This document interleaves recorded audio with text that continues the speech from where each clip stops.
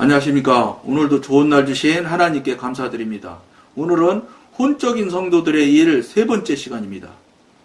육적인 그리스도인은 자기가 진력하는 일로 실망하기 쉽습니다. 그러니까 육신적으로 하는 사람들이 참 열심을 내서 하거든요.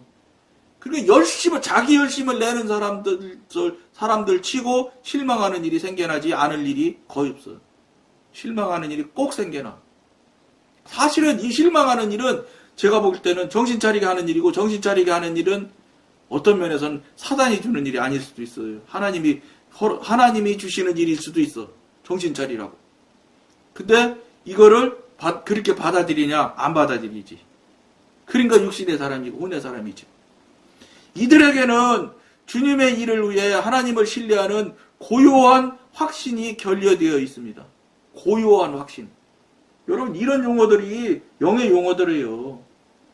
육신에는 이런 용어를 사용하지 않아요. 말하자면 내적인 감각과 외적인 환경의 규제를 받고 있기 때문에 이들은 믿음의 법의 진가를 인식하지 못합니다. 믿음의 법 모르니까 육의 사람, 혼의 사람으로 삶을 사는 거지요. 결코 실패한 것이 아닌데도 기분에 실패했다 싶으면 포기합니다. 여러분, 이거 이렇게 사는 분, 이렇게 생각하고 살아가는 분이 많을 거예요. 기분에 따라 왔다 갔다 하는 것. 이건 뭐 너무 당연한 일이죠. 현실적으로. 주위가 어두워 보이고 마음에 들지 않을 때는 어찌할 바를 모릅니다.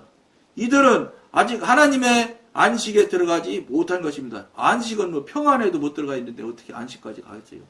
평안 들어가서 더 깊이 가야 안식까지 들어가는 건데, 평안과 안식이라는 게 여러분이 어떤 의미인지도 이게 쫙쫙 여러분 그냥 뭐라고 그럴까, 이게 느낌적으로 쫙쫙 와 닿아야 되는데 와닿기 쉽지는 않을 거예요. 그러니까 그냥 아이고 배부르고 그냥 맛있는 거 먹고 그냥 그러면 아이고 편안하다, 이게 평안이라고 생각하는데 아니에요. 그거는 아주 저급한 육신의 평안을 얘기하는 거예요. 영적인 평안은 그보다 훨씬 더 차원이 높은 평안이 나와. 그런 평안을 여러분들이 경험을 해보셔야 돼. 밥 많이 먹고 맛있는 거 먹고 즐거운 거 가서 편안한 잠자리에 탁 들어놓으면 그때 들어오는 평안이 평안이다? 그건 평안이라고 말할 수가 없어. 그 수준이 아주 저급한 평안인 거예요.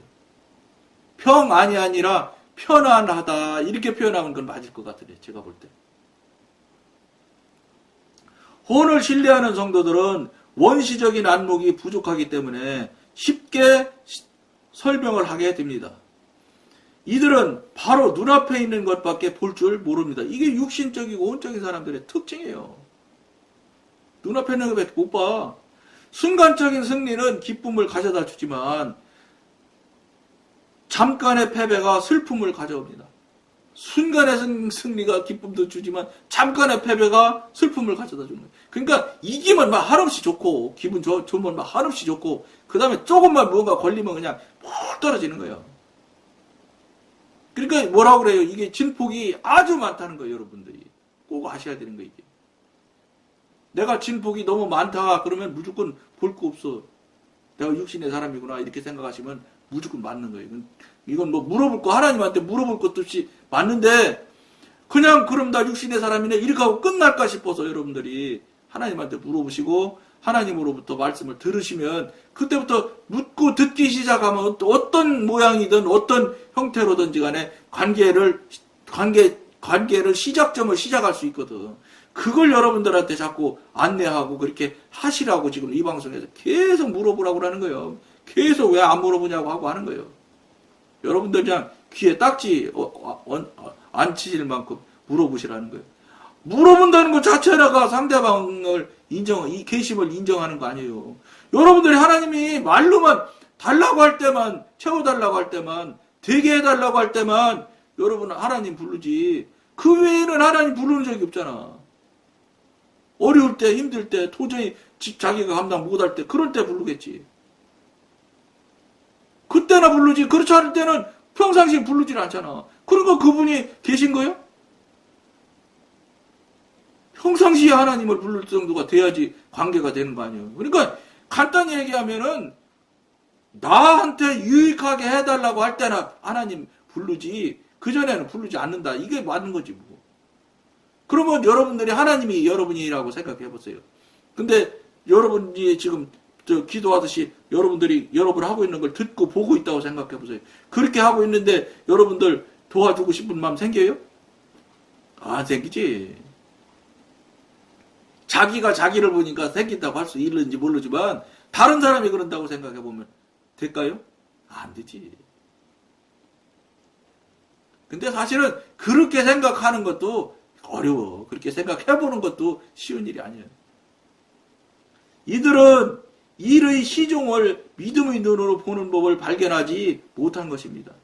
믿음의 눈으로 볼 수가 있나요? 육신에 속해 있는 영역에 있는 사람이 아무런 실력 발휘를 별자간을 다 부려도 안 된다고. 제가 맨날 말씀드리잖아. 우리는 3차원의 시 공간에 갇혀있는, 육신에 갇혀있는 3차원에 갇혀있는 존재이기 때문에 죽었다 깨어나도 저쪽 5차원, 6차원의 영의 차원으로 넘어갈 수가 없어. 저쪽 차원은 이쪽 차원을 다 볼 수 있지만 이쪽 차원에서 저쪽 차원으로는 절대 못해. 낮은 차원에서 위의 차원으로는 못 갑니다. 그러니까 볼 수가 없는 상태예요. 이걸 발견하지. 그러니까 보지 못하는. 그러니까 어떻게 해야 돼? 이상한 일이 나타날 때 성령님한테 물으십시오. 자꾸 여러분한테 그 소리를 하는 거예요. 저쪽 차원으로 가시라고. 가시는 계기점과 시작점을 만들으시라고 자꾸 저쪽 차원을 계속 이야기하는 거예요, 지금. 여러분, 우리 차원에, 우리 이 3차원에 거쳐 있는 우리 영역에서는 도저히 못합니다. 안 됩니다. 맨날 얘기하잖아요.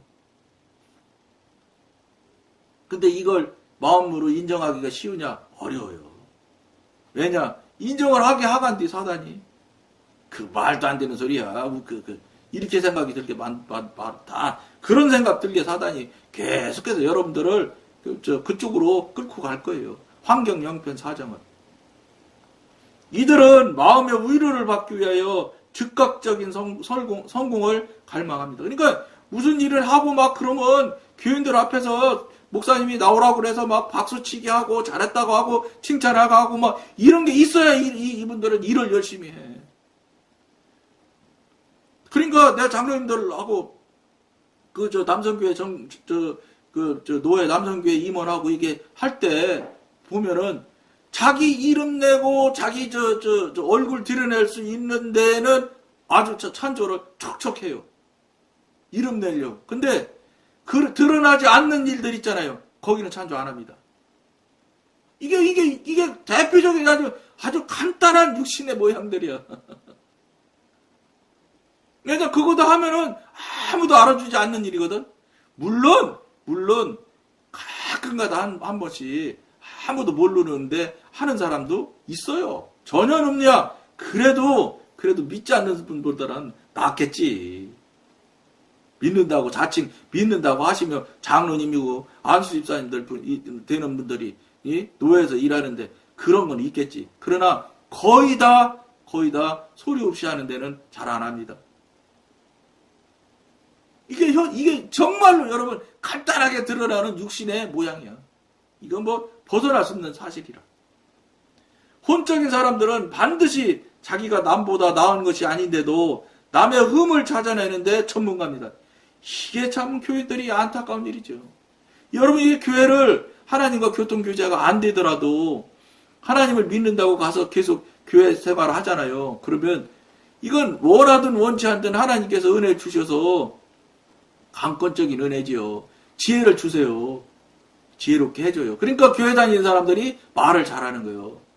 시골에 있는 할머니가요.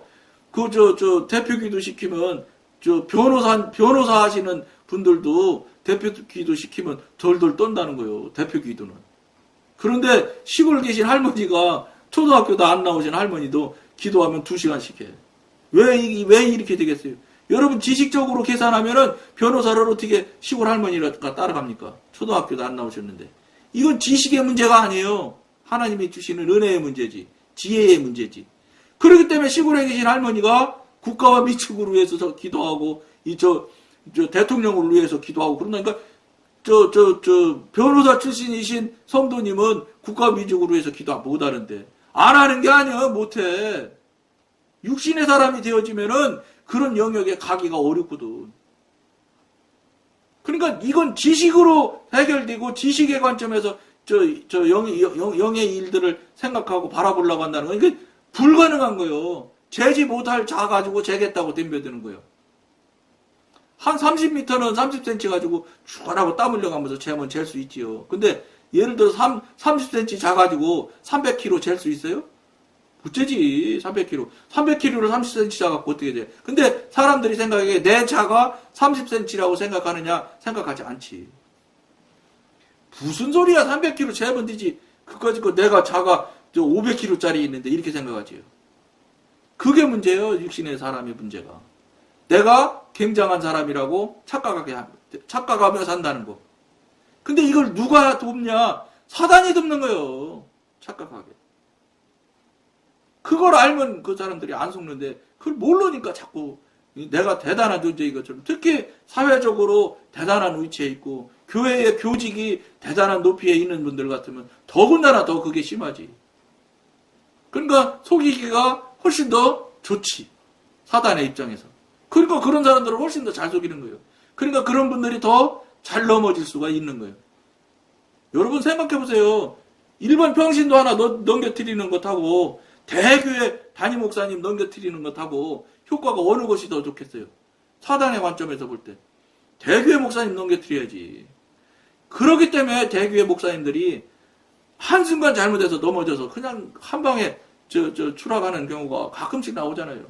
여러분, 그 목사님이 절대로 그렇게 그 문제라는 삶을 평상시부터 살았던 분이라 절대 아니에요.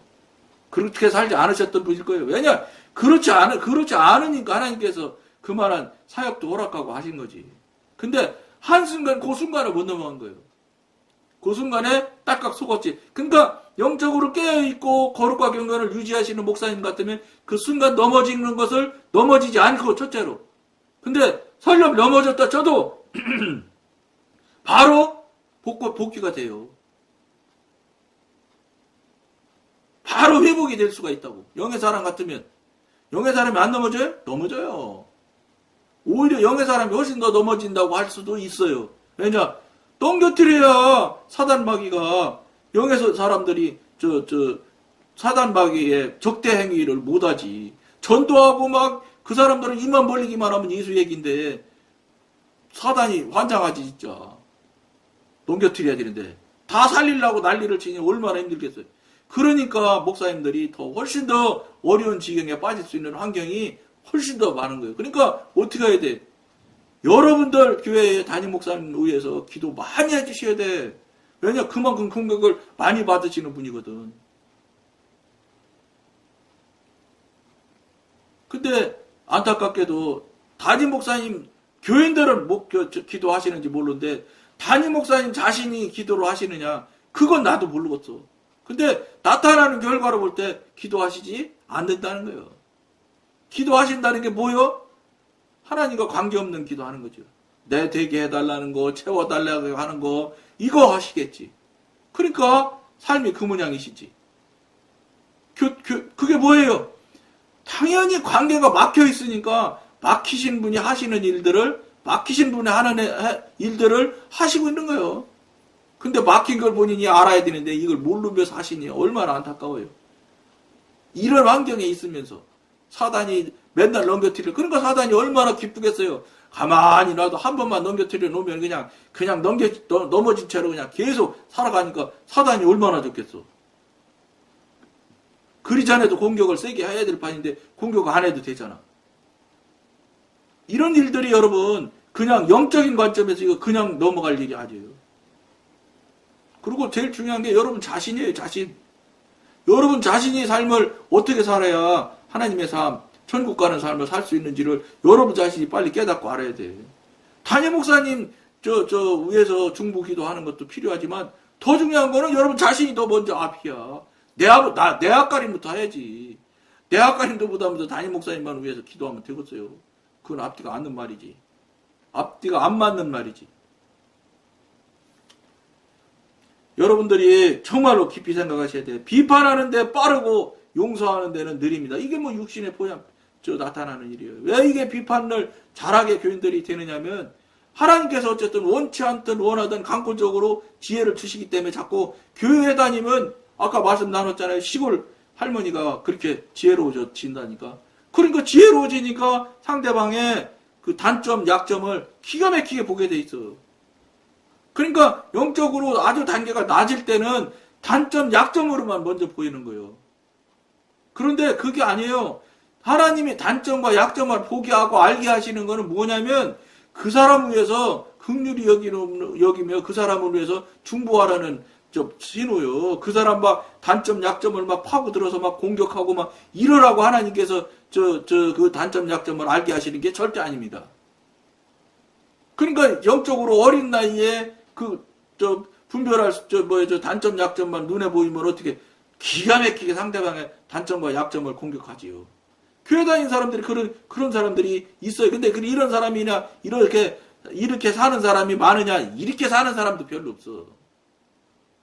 사실은. 그러니까 안타깝지요. 그러니까 하는 일이 비판하는 데는 빠르고 용서하는 데는 느리죠. 이게 뭐 대표적인 육신의 사람들이 사는 모습의 대표적인 모양이야. 이건 뭐 벗어날 수 없는 사실인데 뭐. 남의 잘못을 찾아내어 시정할 때에 이들이 취하는 태도는 일종의 자기만족과 우월감입니다. 내가 알았다 이 말이야. 그러니까 막 자기만족에 빠지지. 이게 여러분 그런 것들 그 관점 그런 약점과 잘못된 점을 보고 알 수 있게 하나님께서 허락하신 건 뭐냐면 그분을 위해서 중보하라고 알려주시는 거라고 봐야 돼. 그런데 그렇게 받아들이는 사람이 몇 분이나 있나 어려워요. 영의 사람이 되어야 그 지경까지 알 수 있어. 여기 아주 낮은 단계야. 이거보다 더 높은 단계로 가야 되는 거예요. 긍휼히 여기는 데까지 가야 되고. 그 단계는 가지도 못하니 지금 중보할 수 있는 용도로 적용하는 것만도 대단한 일반인과는 전혀 다른 모양의 상태지요. 남의 잘못을 찾아내어 시정할 때에 이들이 취하는 태도는 일종의 자기만족과 우월감이다. 때로 사람들을 도울 때 이들이 쓰는 방법은 옳고 합법적입니다. 그러나 이들의 동기는 항상 올바른 것이 아닙니다. 동기가 올바르야 되는데 동기가 올바르지 않다는 거예요. 그 무슨 소리냐? 정말로 그분을 생각하고 그분을 정말로 안타깝게 생각하고 중보하는 마음이 들어야 되는데 그런 마음으로 그분을 약점을 잡고 단점을 이야기하느냐? 절대 그렇지 않아요. 내가 너 아는 거야. 내가 너보다 훨씬 더 우월해. 이런 감정으로 한다는 거예요. 그러니까 그거는 그런 감정으로 그런 행위를 하잖아요. 이거는 미안하지만 안 하는 게 나은 거예요. 해봤자 하나님한테 책망받고 책망받으면 죄지요. 죄 짓는 거예요. 하나님이 알게 해주시는 은사를 가지고 잘못 써먹어서 죄 짓는 도구로 은사를 쓰게 되는 거지요. 저도 그랬어, 여러분. 저도 맨날 죄 짓고 회개하고 죄 짓고 회개하고 계속 그 짓 했다고요. 판단하고 정죄하는 게 남의 약점을 오르네 그러네 하는 것이 이게 얼마나 큰 죄인지 몰라요. 네? 시간이 조금 있으니까 전에 한 얘기지만 다시 드립니다. 서로 나누면 영성 초기 때 막 은사 능력이 쏟아지니까 막 사람들 보기만 하면 막 다 보이고 알게 되는 거예요. 그러니까 보고 알게 되니까 이놈이 입이 가만히 있지를 못해.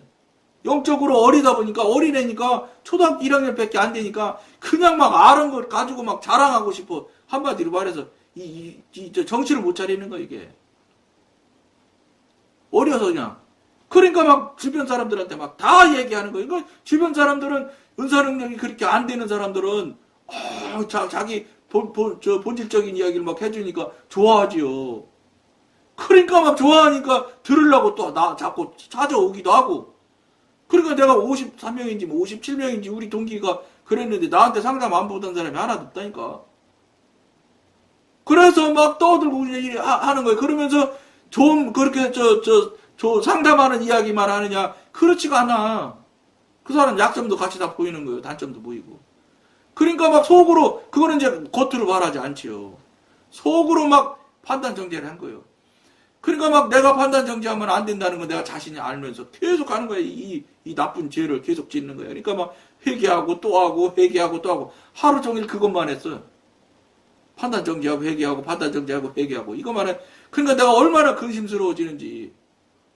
그래 근심스러워지는 마음으로 목요일 기도회 때 딱 가는데 그때 한 10월경쯤 기억이 되는데 하늘이 그렇게 맑은 가을이에요. 딱 내리는데 그냥 그러면서 하늘 보면서 주님 하늘 참 날씨 맑으네요 이랬더니 너는 있잖아 나를 나의 왕관을 뺏어서 그러시는 거예요. 깜짝 놀랐지요. 그래서 제가 그랬지요. 네, 주님 제가 판단 정죄하고 이게 하면 안 되는 거라는 것도 알면서 맨날 판단 정죄를 하면서 또 회개했잖아요. 그 대신 주님 그때마다 맨날 회개했잖아요. 회개했지. 그리고 또 하고 회개하고 맨날 그랬지. 그렇게 하면서 죄를 짓고 회개하고 죄 짓고 회개하고 이렇게 반복을 했어도 아무려면 제가 하나님의 보좌를 뺏을게야 했겠습니까? 내가 그랬지요. 한마디로 얘기해서 항의하는 거예요. 항의를 했더니 성령님께서 그래? 그러시면서 또 판단 정죄는 누구만 하라고 돼 있지? 이러시더라고요. 그래서 걸어가면서 마음속으로 이제 대화를 하는 거예요. 그래서 그거요 당연히 하나님 한 분밖에 못하는 거 아니에요? 그것도 모르게 해요? 네, 그러면서 퉁명스럽게 그랬지. 그래? 그런데 그러면 네가 계속 판단하고 정죄하는데 이게 맞는 것이냐? 이렇게 얘기하시는 거예요. 가만히 생각하니까 판단하고 정죄하지 말아야 되는데 뻔히 알면서 그것도 몰라요? 이런 식으로 퉁명스럽게 대답했으면서 그러면서 계속 하고 있는 거 제가 물론 회개는 하지만 그럼 그거 해야 되겠니? 이 소리예요. 아니지. 그러면 하면 안 되지요. 그러면 결국은 내가 할 일을 네가 하고 있지 않니? 이렇게 얘기하시더라고. 그러네요. 그럼 하나님이 판단 정죄하실 일을 내가 판단 정죄를 하고 있으니 그러면 네가 하나님 된 거 아니냐? 이 소리예요. 그럼 네가 하나님 하실 일을 네가 했으니 네가 하나님이 된 것이고 네가 하나님이 됐으니 보좌를 뺏은 건 당연한 거 아니냐 이렇게 얘기하시는 거예요. 내가 얼마나 충격을 받았는지 판단 정죄하는 죄가 그렇게 큰지라는 걸 정말 뼈저리게 느꼈어요. 그러고 그때는 기도회를 하면 1시간 설교하시고 1시간 동안 통성기도하는 순서를 했거든요. 1시간 통성기도하는 동안 처음부터 딱 주님하고 부르는 데부터 눈물이 나오기 시작하는데 내가 아무리 잘못 살기로 했으니 살기로 하나님의 보좌를 뺏는 죄를 지었으니 내가 얼마나 내 마음에 찔림이 많이 오는지 이게 말로 다 할 수가 없더라고요. 그래 막 정말로 하염없이 눈물을 흘리면서 1시간 5분인가 울은 것 같아. 1시간 내내 어쨌든 울었어요. 야 눈물도 많이 나오대 진짜. 눈물이 철철 흘려. 얼굴을 눈물을 전부 다 손으로 다 얼굴을 다 그냥 세수를 몇 번 했으니까 여기서 물이 뚝뚝뚝뚝 떨어지니까 뚝뚝 떨어져요. 그러고 나서 하나님한테 정말로 깊은 회개가 됐겠지요. 그러고 나니까 그 다음날 와서 내 자신을 이렇게 돌아다 보니까 판단 정죄하는 게 70%는 없어졌더라고. 하나님 은혜로. 그러고 나서 그 사람들을 볼 때 어떤 마음이 들기 시작하냐. 저 사람이 무슨 내가 모르는 사정이 있을 거야. 저렇게 생각하고 저렇게 행동하는 데는. 그러면서 저러면 안 되는데 어떡하지? 큰일 났네. 이러면서 긍휼한 마음이 자꾸 들기 시작하더라고. 그러다가 조금 더 가니까 그 사람으로 해서 중보 회개하게 되고 중보 기도하게 되고 애처로워하고 안타까워하게 되고 그럼에도 불구하고 못하는 사람이 자꾸 계속 못하고 그 안타까워하며 그냥 그 몸부림치는 것을 느낌이 그 사람 마음이 마음 안으로 밀려 들어오면 그냥 대신 중보 회개하면서 눈물이 철철 나오고 그러더라고요. 이게 영적으로 단계가 가지는 거구나. 이런 걸 경험하고 체험을 하게 됐지. 그러다 보니까 지금은 거의 판단 정죄하는 건 안 해요. 안 하는 게 아니라 못해. 그게 그렇게 큰 죄라는 걸 뼈저리게 알았는데 어떻게 또 계속 하겠어요. 그러니까 지금은 판단 정죄 거의 안 해요. 그리고 그러니까 어떤 환경이나 어떤 형편이 반대편에서 일어날지라도 이분이 무슨 내가 알지 못하는 방법이 내가 알지 못하는 환경과 형편이 있을 거야. 틀림없이 무슨 일이 있겠지. 주님 저 어떡한데요. 큰일 났네요. 이러면서 안타까워하게 되더라고. 판단하고 정죄는 없어지더라고. 어느 날부터.